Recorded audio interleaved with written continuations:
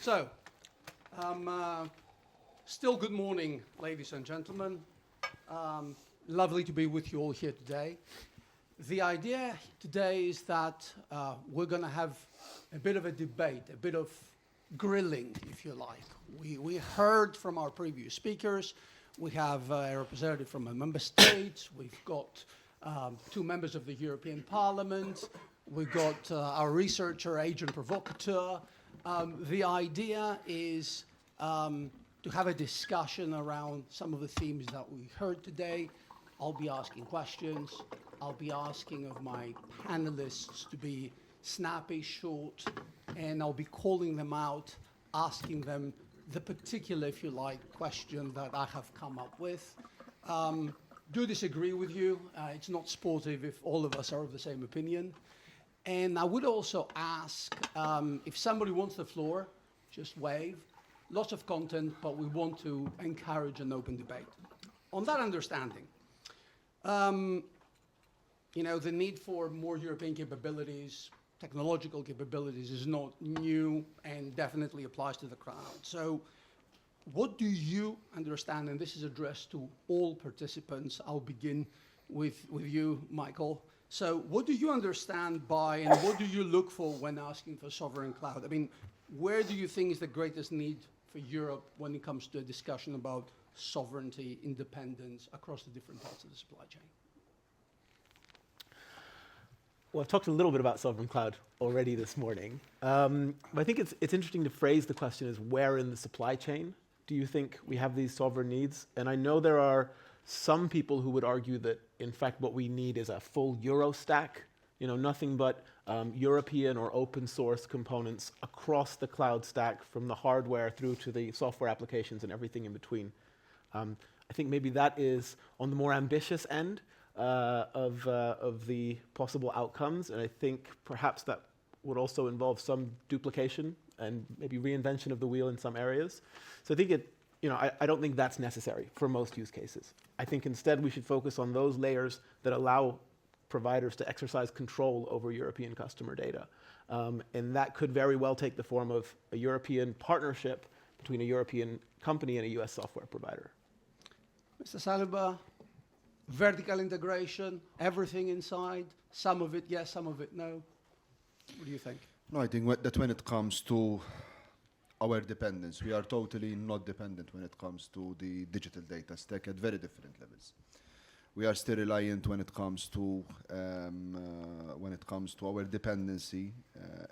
We have 80% of our reliance, which is totally reliance on outside of our continent when it comes to the data stack. And when it comes to cloud infrastructure, I think that is the backbone when it comes to all the other digital needs that we have.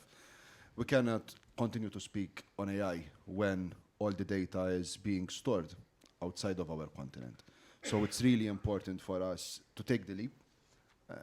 We have been speaking about this lack of resilience when it comes to our digital infrastructure now for a number of years. And we cannot afford to continue to speak without taking any action. With the current geopolitical situation, we have seen a number of incidents during the past weeks. For example, the issue of the ICC judge. Basically, he and all his staff were being stopped from using digital infrastructure. Why? Because of a decree emanating from outside of our continent, from the US. So there you can understand how critical it is at this point in time to have our own infrastructure, and especially cloud infrastructure, to give a choice to our business, to give a choice for our citizens, and ultimately to have an infrastructure which is based on our values. So I think that now we have to pass on from words to action, and we can do this only by having the right investment, scale up, and also being creative with legislation. So investment, infrastructure, Legislation. regulation. Dominic, what do you think? Yeah, it works. Okay.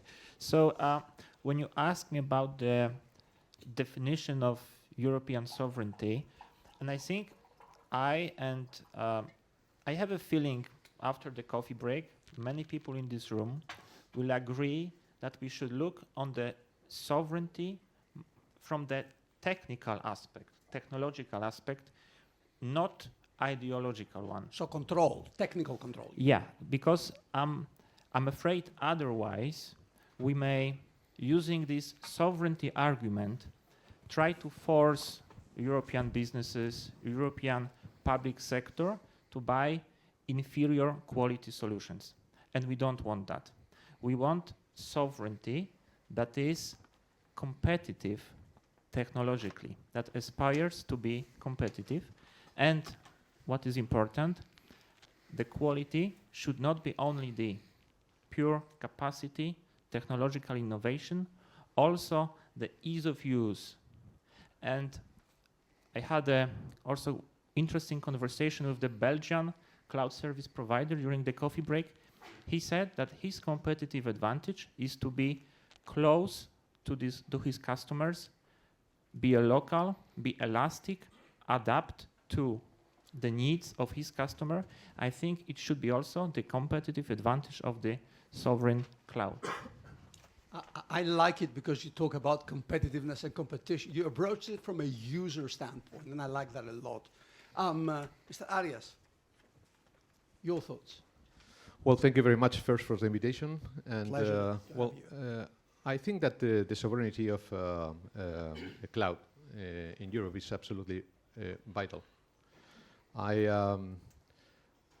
We know that those that will lead the artificial intelligence in the next 50 or 100 years are the ones that are going to lead the world. So this is a race that now the ones that are leading this race are Chinese and USA. To develop AI, we need at least 5 ingredients or 5 pieces. We need energy, we need connectivity, we need computing capacity, we need rare materials, and also we need data. So without any of those pieces, it doesn't work. One of the most important things that we have is the data.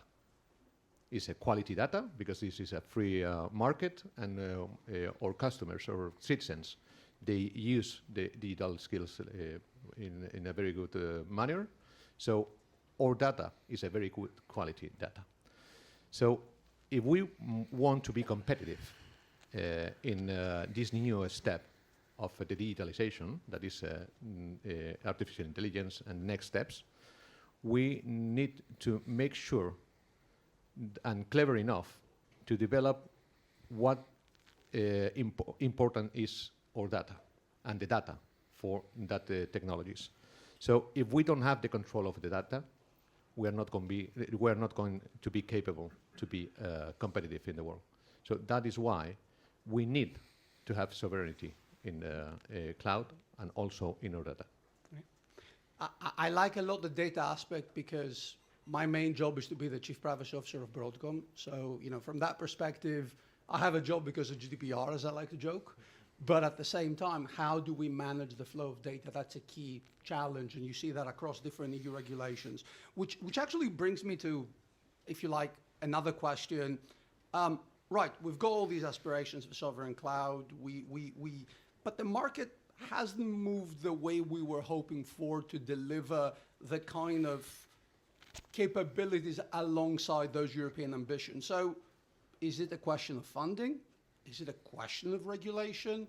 Is it a question of innovation? Is there a lack of demand for this capability for some reason? So because Dominic began with the user perspective, I would ask him to comment on that one first. Okay, so as you will see, I'm a type of listener person, and I came here for this conference just, first of all, to listen and to learn from you, and not just to speak. And I also had another conversation with the SAP representative. I think he's somewhere on this audience, and he said that the European cloud service providers cannot beat the hyperscalers in terms of both capacity and technological innovation, and his solution will be to have the European cloud Airbus. I think this is also the idea behind the Aura initiative, which we, as also Poland, support a lot. But I think there is another thing missing when we talk about innovation, and it will be the innovation in business models among European cloud service providers.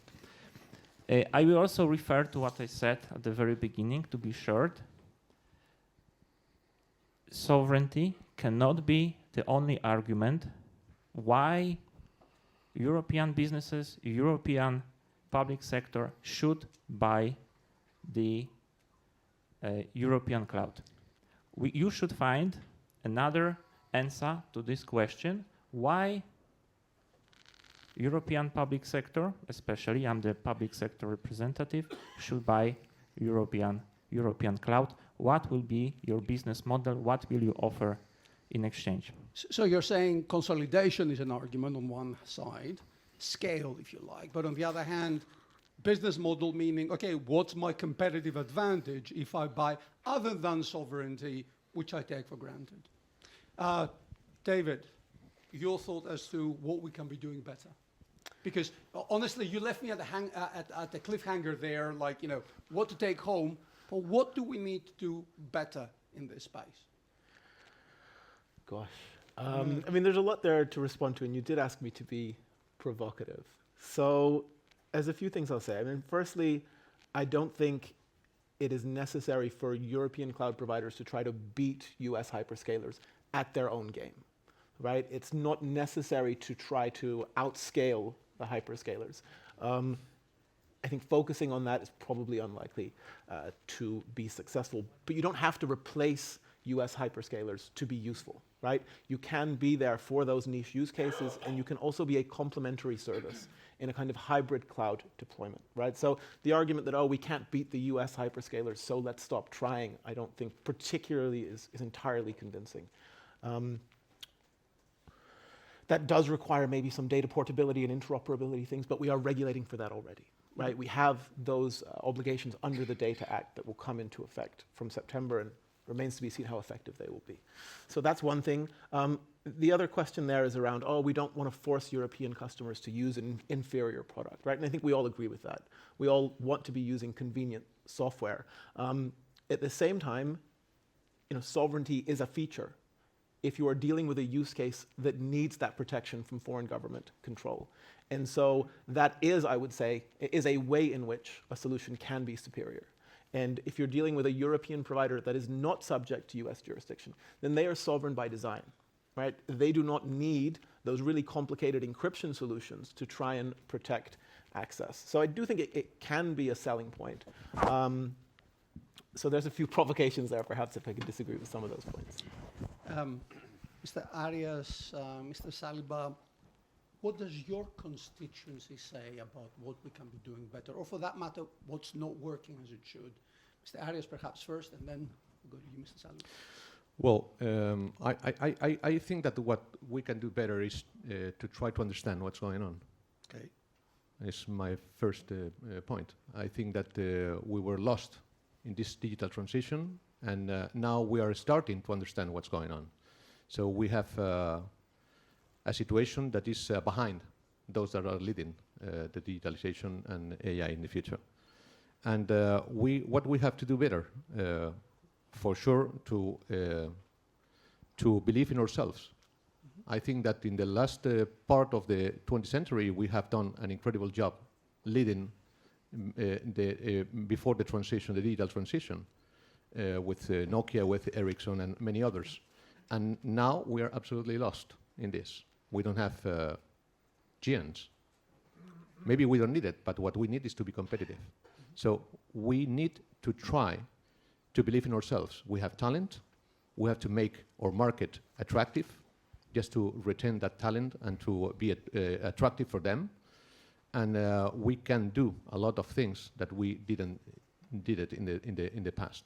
So just try to don't make the same mistakes that we have done in the past, and try to think better. I think that innovation is for sure is absolutely vital, but also we need some order. So we need also legislation. We need a balance between innovation and legislation. You said about the mistakes we did in the past, so I'll have to ask you what the mistakes you think are. But Mr. Salba first, because also you highlighted as well the importance of regulation. Please do tell us, and how do you think the regulation can help Maybe us? I will be differing a little bit from Why other not you sit in the panelists middle? when it comes to what is key in this debate. And I believe that sovereignty, yes, it's key. It's key in this debate. We cannot continue to speak about resilience when it comes only to defense, when it comes to critical raw materials, when cloud infrastructure today has become a public utility, a basic public utility in our citizens' lives. So it's really important that ultimately we are resilient and we channel the right investment. Was Horizon program funding good enough to achieve our ambitions? No, not at all. So we need to find new ways when it comes to financing. When it comes to legislation, is all legislation bad? Is all EU legislation hampering, stifling innovation? No. We are proud of the DSA, the MA, AI Act, but with legislation alone, without the right channeling of funding, we are doomed to continue to fail. With the right funding in the US, in the Silicon Valley, they managed to put the first person on the moon and to give us the first iPhone. But at the same time, if we look retrospectively at ourselves, what have we achieved when it comes to helping our best tech innovators that we have in Europe? And we believe that we have the right knowledge, the right people, but the wrong scale-up. The best examples that we had in the past when it comes to entrepreneurs, SMEs, startups in this ecosystem, they were all bought out. So something is totally wrong. And if we don't see that ultimately this is also a race which is unfortunately being won by the US and also other continents, I think that we will continue to fail. Okay, but then let's stay with you for a moment. You say about the promotion of, let's say, growth, and you highlight the importance of funding. So what do you want to see coming from the EU when it comes to growth? Because frankly, every member state, right, every member state is competing to achieve exactly that. But that's the wrong way to do it. Okay? Because it's a lot of patchwork.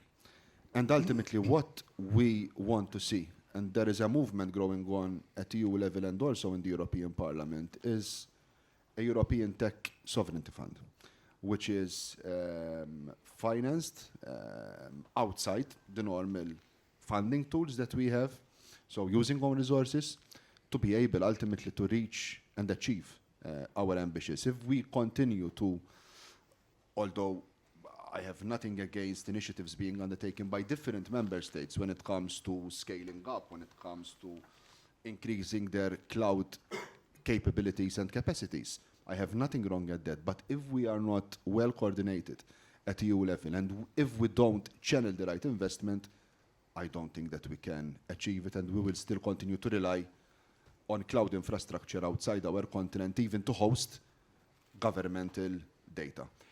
Mr. Arias, I'll ask you to comment on that one as well, and if you can tell us something about what you think we've done wrong in policy, that would be very interesting. Dominic, you're next on what are we doing to scale up and sort of like regional growth. Well, I think we have done many things in a good way, but not out of mistakes. And in digital, in my opinion, the most important mistake was not to have any regulation at all. Why? Because those that were giving the services that they provide in our market, they were with no rules at all. So it was at the beginning. It was good because they were providing services that they were sharing that it were free services, and now we know that they were not for free. We were paying with our privacy, with our data, and the first mistake is not to, we didn't pay attention of what was going on. It was an important bet for the digitalization in 2000, and that important bet that was about investment from the private sector and many others, it was absolutely destroyed in 2002 with the dot-com crisis. Since then, we, as Europeans, we decided that digitalization was not the future. So we were absolutely out of the scope. Now, 20 years later, or 23 years later, we have some legislation, the DMA, the DSA, as Alex said, we're proud of it. And I was, for example, in Washington 2 months ago.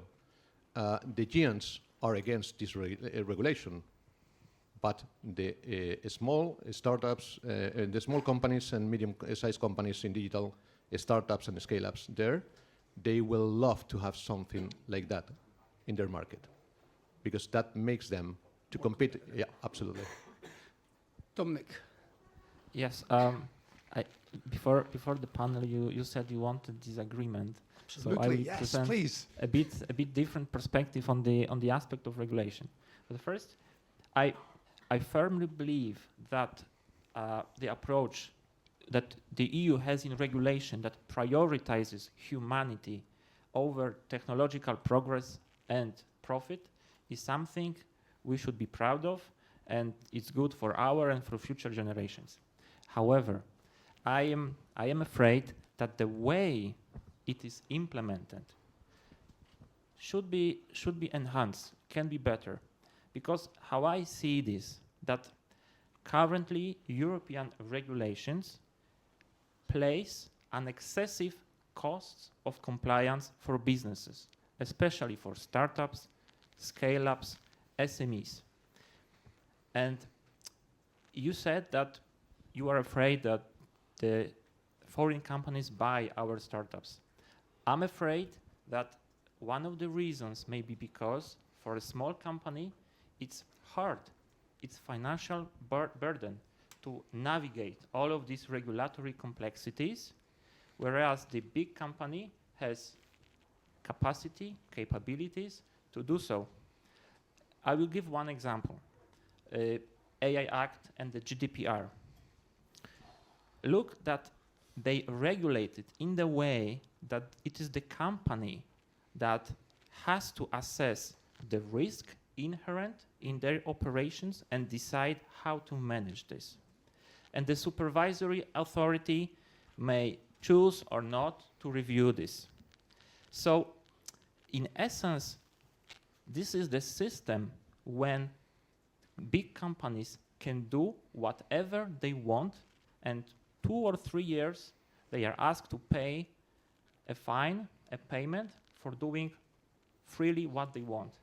I would call this is a Wild West tax.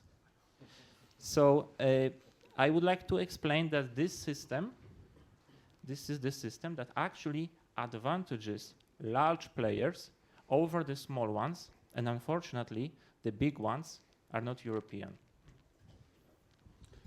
Absolutely, please. Yeah. Well, Yes. Thank you, Dominic, for this. I think that you are right in some things, and that's why we're proposing to simplify legislation now.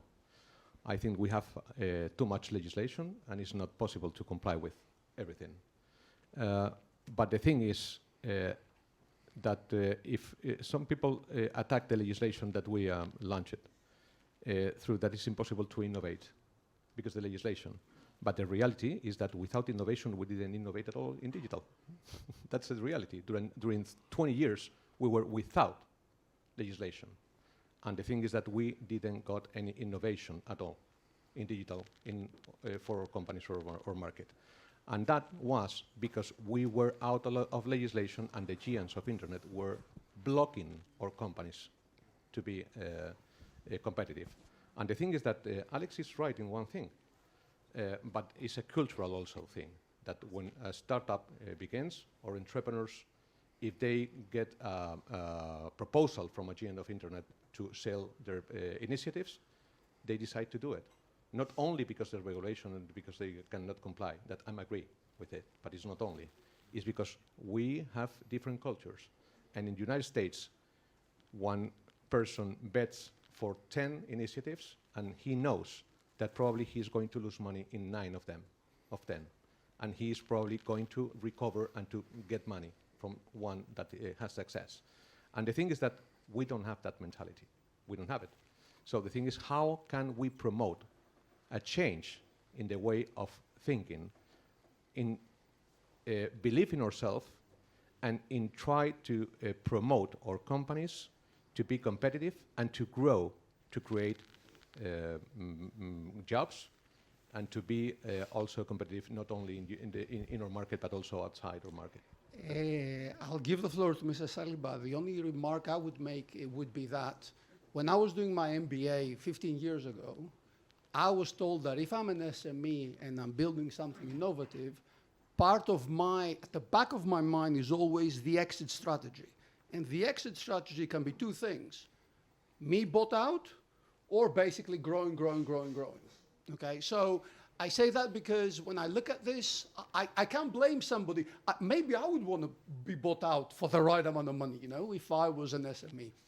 Mr. Salva. No, I believe that in the face of US hyperscalers and their monopolistic, ultimately, environment that they are creating, it's impossible not to regulate. It's impossible. I think that we were lucky enough for the past 20 years that we ended up with the old e-commerce directive, which was interpreted in a way that it controlled to a certain extent what was happening, when in fact it was drafted much before the advancements of and the birth of a number of big tech companies which have become the new public utilities of our time. So it's really important not to regulate just for the sake of regulating, not to regulate just to put burdens on especially on our SMEs and on those who the regulation would put more onerous conditions on them to be able to achieve the results being envisaged by the regulation. But ultimately, we need regulation not to have the Wild West that we still have. And it is of utmost importance, and I will conclude on this point, that we have a stronger also competition arm when it comes to these US hyperscalers, which are distorting totally our market. It will be a very brief comment. Oh, please, go ahead, So- Dominic. Sure.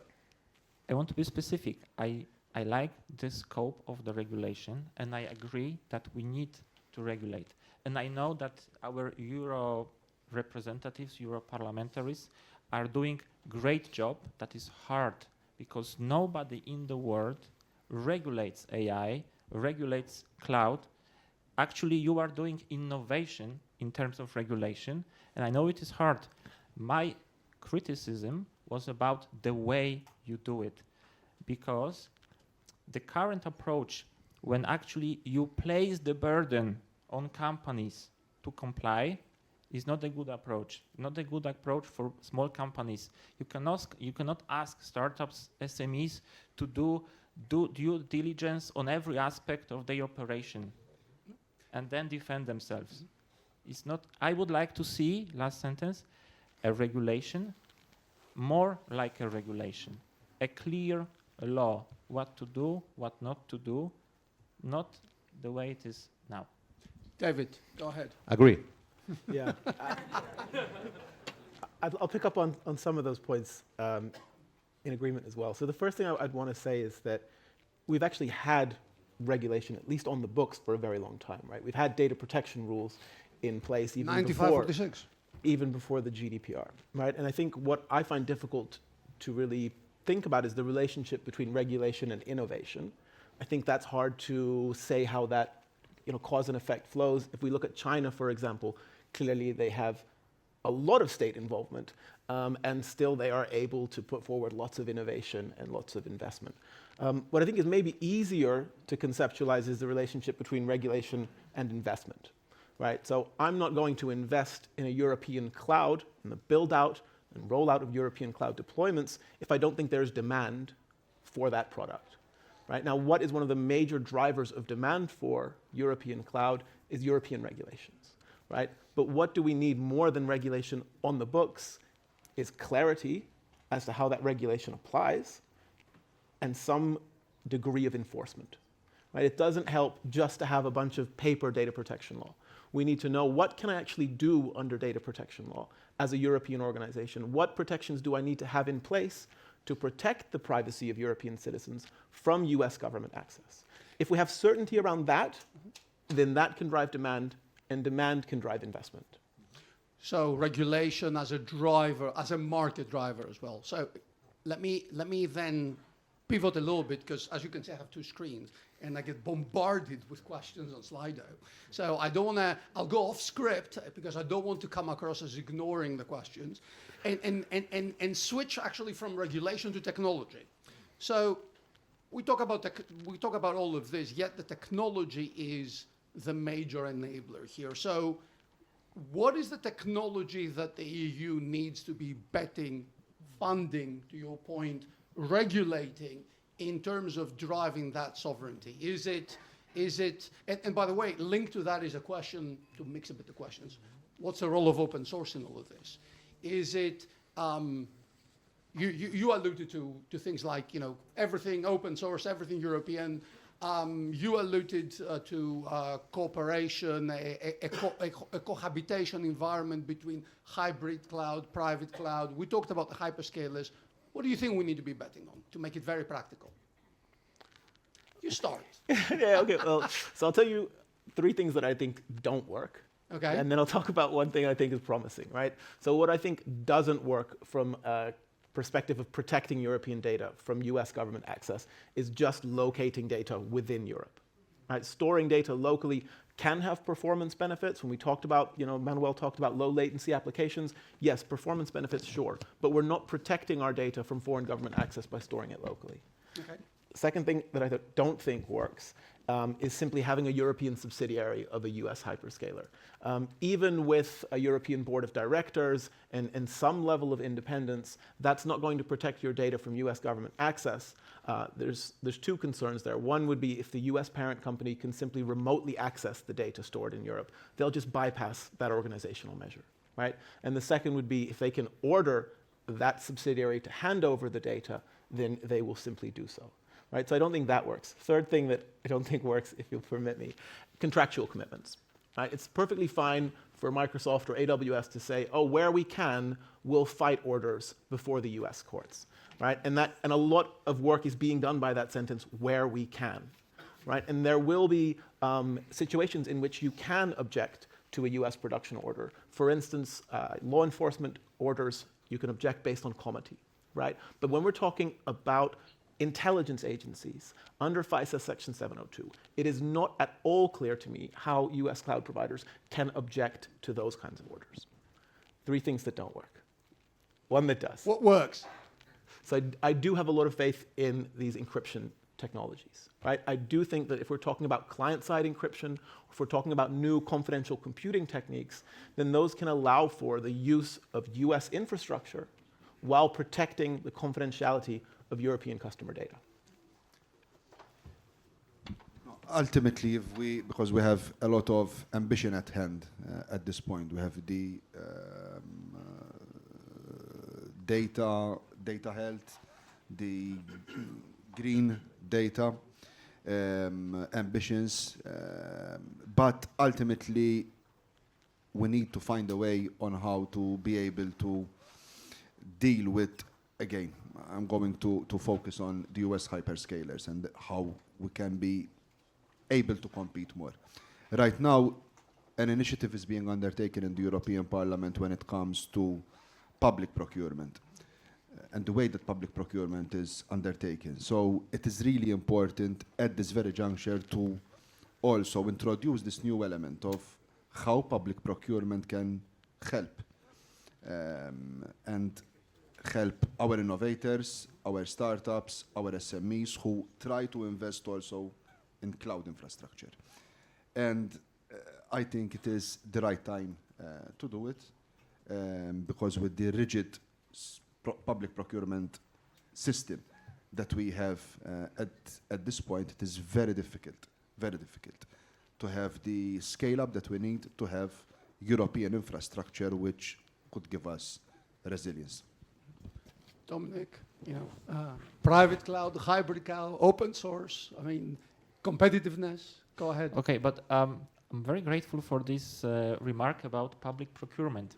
I will comment on this, maybe if I have time on other questions, because this is actually what we do in Poland currently in the central IT office. This year we established a central IT office as a central purchasing body that will, on a big scale, procure procure cloud services for the whole public sector in Poland. I mean, we will conclude framework agreements with cloud service providers, from which every public sector unit, both government, local, can use. And I think this is the way it should be done, not only because of the savings, economies of scale, speeding up the process, but because of having a decision power, negotiating power over large cloud service providers. And this is what I would like to see actually in Brussels. I think the European Commission should set up a central purchasing body for cloud services for the whole EU, because, as you know, I think the Microsoft market value is smaller. Only Germany, France, and Italy have smaller GDP than Microsoft market value. This is their negotiating power, and I'm afraid only Europe together can influence such large companies as hyperscalers. So it's interesting, really consensus, I would say, on the question of funding, although different ideas around funding, sovereign fund, single procurement mechanism, you name it. But I mean, it's actually very interesting from a conceptual standpoint. Mr. Arias. Well, I'm not sure. I think that it's not just a unique technology just to develop cloud. I think that we have to bet for everything. We are an open market. What we know is that we are not very good or not good enough in software, and it's something that for us is needed. The thing is that the 65% of cloud services that we have in the EU, it comes from the technology of Amazon Web Services, from Google, and from Microsoft. And we depend on them. Mm-hmm. So I think that we have to bet for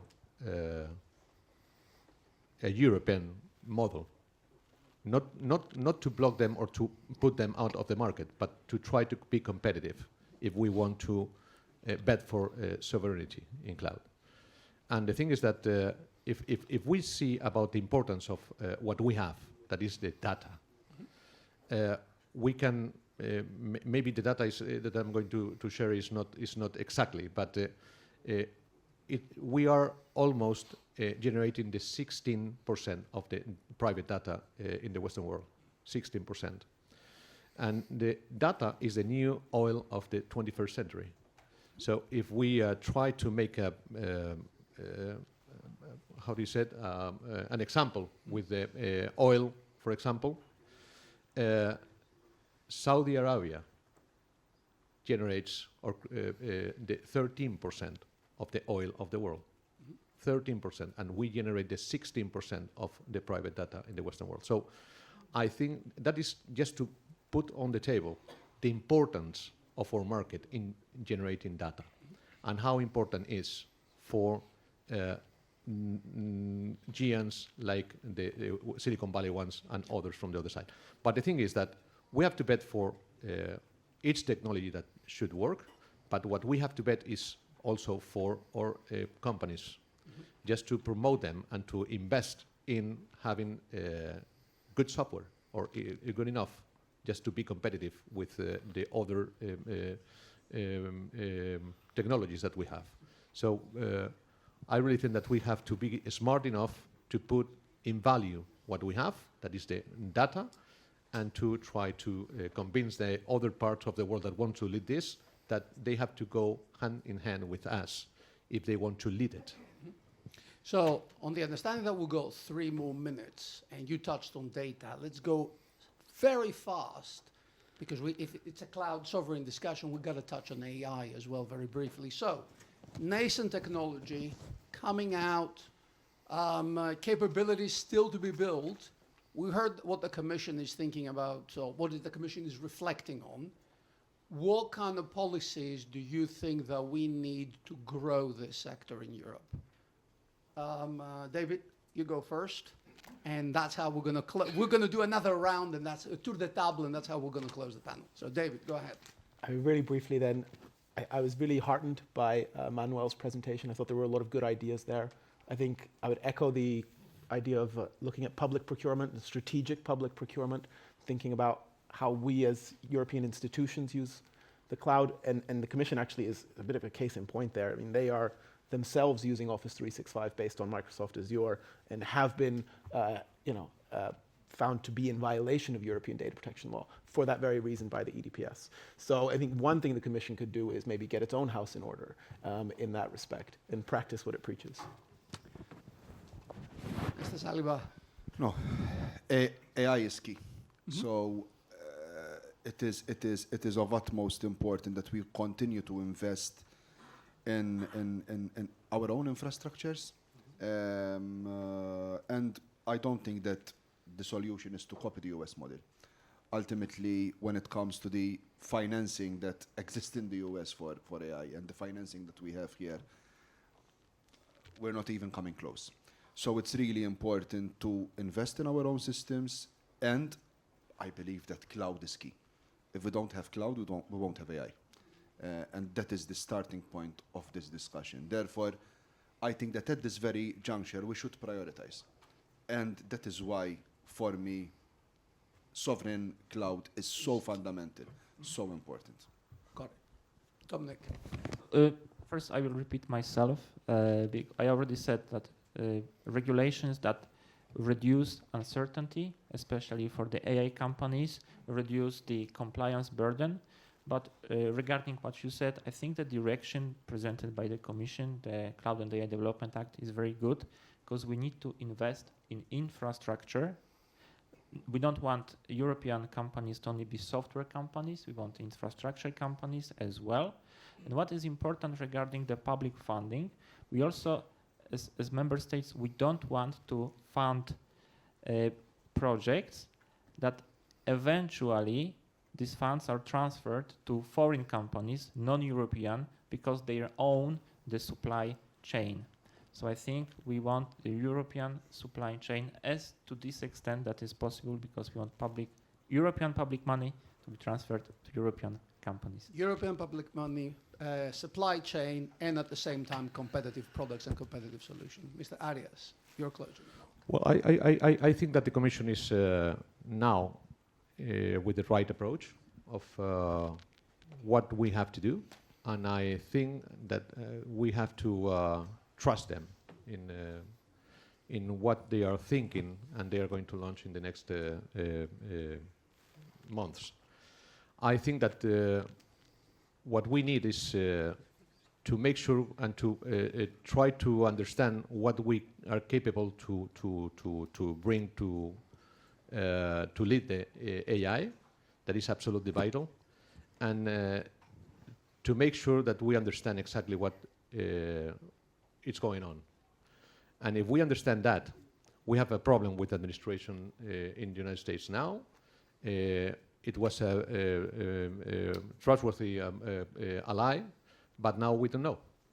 We don't know. They said that Trump said that the EU was made to suck the United States. So, I mean, it's a weird way of thinking on what's going on in the world. So, if they need us because of our data or market, we need to put that in value. And I think that the Commission now is putting that on the table, and it's a negotiation that we have to maintain and to have, and to try to have success on it. But for sure, we need to be part of the puzzle that I said at the beginning. Connectivity for sure, energy for sure, rare materials that we don't have, but also the data. And what we know that we have is data, and we have to put that in value and to try to make sure that they understand that. Perfect. Ladies and gentlemen, I hope you found this interesting and useful. Thank you very much for listening, and join me in a round of applause.